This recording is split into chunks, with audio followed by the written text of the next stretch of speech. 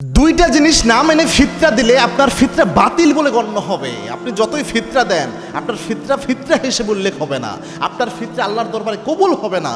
এই ফিতরা দিয়ে রমজানের ভুল ত্রুটি মাফ হয়ে এই রমজানের রোজা আল্লাহর দরবারে কবুল হবে না।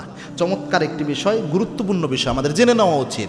এই যে দুইটা বিষয় মাথায় রাখা উচিত এবং এই দুইটা নিয়ম না মানার কারণে যত সমস্যা হয়। এক নাম্বার তার মধ্যে হচ্ছে ফিতরা দেওয়ার সময় আপনার নিয়ত করতে হবে।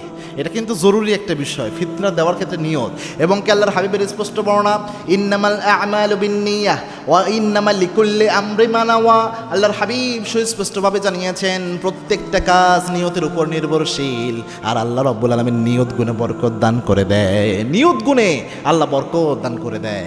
এজন্যে নিয়ত খুব জরুরি যে কোনো ইবাদতেই। তো ফিতরার ক্ষেত্রে কেন নিয়ত আরও বেশি জরুরি? এর কারণ হচ্ছে আমরা তো দান সদকা স্বাভাবিক করি। একজন গরিব মানুষকে আপনি 110 টাকা, কথার কথা যার সামর্থ্য কম সে 110 টাকা দিল, কিন্তু সে এই নিয়তে দিল না যেটা ফিতরার টাকা দিচ্ছে, স্বাভাবিক দান হিসেবে সে দিচ্ছে। হয়তো তার নির্ধারিত 3 জনের ফিতরার চেয়ে অনেক বেশি দিচ্ছে, কিন্তু সে ফিতরার নিয়ত করতেছে না। প্রত্যেকটা আপনার দানের সওয়াব হবে, ফিতরা হিসেবে উল্লেখ হবে না।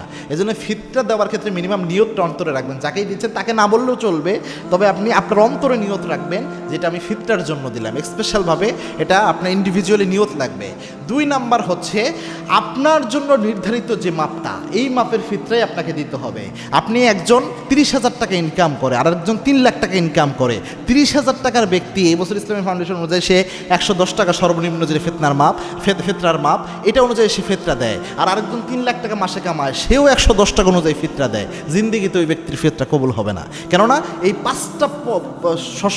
5টা খাদ্যদ্রব্যের উপর ফিতরার মান নির্ধারণ করা হয়েছে।